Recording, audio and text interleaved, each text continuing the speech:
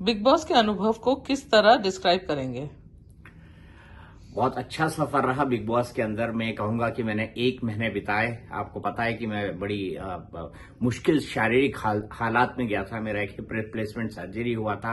हालांकि big boss में जाऊंगा या नहीं इसका निर्णय मैंने अंतिम नहीं लिया था। मेकर से मेरी बातचीत चल रही थी, लेकिन जब मेरा ये फ्रीक एक्सीडेंट हुआ उसके बाद मेरा एक बहुत बड़ा सर्जरी हुआ जो अप्रोक्सीमेटली 6 घंटे चला।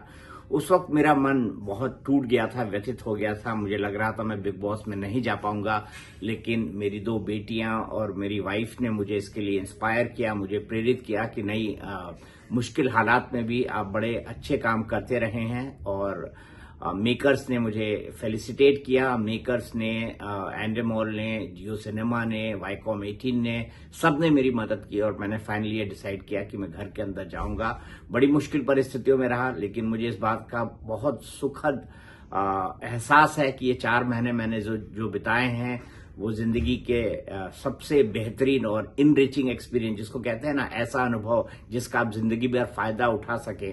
हम अपने अनुभव से ही सीखते हैं, इसलिए मुझे लगता है कि ऐसा अनुभव बिग बॉस का जो 1 महीने का रहा है उसके कई पॉजिटिव पॉइंट्स मैं अपनी जिंदगी में उतारने की कोशिश करूंगा।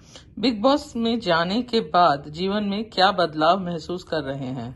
आपको सुनकर हंसी आएगी कि मैं बिग बॉस में इसलिए जाना चाहता था कि मैं संयम के साथ रह सकूं, विपरीत परिस्थितियों में जो गुस्सा मेरी नाक पर रहता है वो गुस्सा मैं ना करूं। मैंने अपनी बेटियों को, अपनी पत्नी को और अपनी बहनों को वादा किया था कि मैं बिल्कुल गुस्सा नहीं करूंगा। और हाँ, 1 महीने में 2 बार मैंने गुस्सा किया है। ये जो रेट है ये बहुत स्लो है। मैं दिन में 4-5 बार गुस्सा कर लेता हूं। मेरी टीम मुझसे बड़ी परेशान रहती थी और पीछे जाके थोड़ी बिचिंग भी करती थी कि बहुत बहुत जल्दी नाराज हो जाते हैं, इनको घर जाने का कोई कारण दो, इनका कोई अफेयर कराओ तो ऑफिस से कम ध्यान लगा पाएंगे। लेकिन मैं ऐसा ही हूं। संयम, धैर्य, सब्र, मैंने न कुछ इसका पालन किया है, बल्कि एक कठिन उपवास भी 1 महीने का मैंने किया है। और मैं ये मानता हूं कि इन तमाम चीजों को, इन तमाम गुणों को अपनी जिंदगी में उतारने की कोशिश करूंगा। हाँ, बिना नाराज हुए भी अच्छे काम कराए जा सकते हैं। ये मेरी जिंदगी का सबसे बड़ी सीख है। क्या बिग बॉस सच में नकाब उतार देता है? एक हद तक तो उतार देता है, क्योंकि 24 घंटे आप कैमरे के सामने हैं। आप कितना फेक बनने की कोशिश करेंगे, आप कितना बनावटी बनने की कोशिश करेंगे। जब आपको गुस्सा आ जाता है तब गुस्सा ना करना, ये अपने आप में कला है। हर कोई ये नहीं कर पाता है। मुझे लगता है कि बिग बॉस लोगों के चेहरे से नकाब उतारता है। जब आप 24/7 मॉनिटरिंग में रहें तो आप चाहें ना चाहें आपके मुंह से कोई ना कोई ऐसा शब्द निकलेगा जिसको लेकर आपको पसंद किया जाएगा, नापसंद किया जाएगा, आपको ट्रोल किया जाएगा, आपके फेवर में कहा जाएगा। और ऐसे कई क्षण, ऐसे कई मोमेंट्स पिछले 1 महीने में आपने बिग बॉस में देखे हैं। कई उतार हुए, कई चढ़ाव हुए।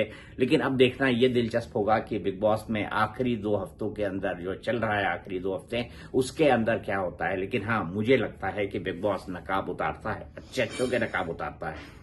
आपने रणवीर को पावर दिया और उन्हीं की वजह से आप घर से बेघर होना पड़ा। क्या कहना चाहेंगे? एक शेर है, दोस्त बन बन के मिले मुझको मिटाने वाले, मैंने देखे हैं कई रंग बदलने वाले। लेकिन मैं रणवीर जी के बारे में नहीं बात कहूंगा। रणवीर जी मेरे दोस्त हैं, हमेशा रहेंगे। मैंने ही उनको ये पावर दिया था। हालांकि बिग बॉस ने उन पर गुगली फेंकी और उनसे कहा गया, पावर इस बात का था कि आप वीटो से किसी एक को सेव कर सके, लेकिन उनको एक को नॉमिनेट करने को कहा। रणवीर जी ने मेरा नाम लिया। लेकिन मैं इसे डेस्टिनी मानता हूं, मैं इसे किस्मत मानता हूं। जिंदगी में जो भी बदलाव होते हैं वो हमारे भगवान ने, ईस्ट ने तय करके दिए हैं। इसीलिए मैं ये कहना चाहता हूं कि रणवीर जी सिर्फ एक माध्यम बने हैं। 4 हफ्ते मेरा भगवान ने बिग बॉस में रहना लिखा था, कुछ नई चीजें सीखना लिखा था। जिंदगी में कठिन परिस्थितियों में इतने बड़े मानसिक टफनेस की बहुत जरूरत होती है। बिग बॉस के अंदर खाना, राशन, आना जाना, साफ सफाई, सब कुछ खुद करना पड़ता है। आप सोचिए, बिना मोबाइल के, बिना टीवी के एक जर्नलिस्ट कैसे रह सकता है, और वहीं पर उसको घर के अंदर बाकी सब कुछ भी करना। और मेरी जैसी विपरीत परिस्थितियां जहां मैं दूसरे लोगों पर निर्भर था लेकिन फिर भी अपने गेम को चालू रखना था, तो ये सब मुश्किल था। मैं रणवीर जी को कतई इस बात के लिए दोषी नहीं मानता। रणवीर जी सिर्फ एक माध्यम बने। और रणवीर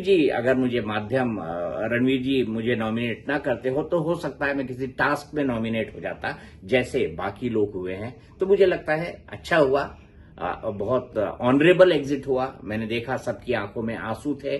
मैं बिग बॉस की ट्रॉफी जीतने नहीं गया था, मैं लोगों के दिल जीतने गया था। और मुझे इस बात का सुखद एहसास है कि वाकई मैं कई के दिलों में अमिट छाप छोड़कर आया हूं और लोगों के मन में भी एक अमिट छाप मैंने छोड़ी है।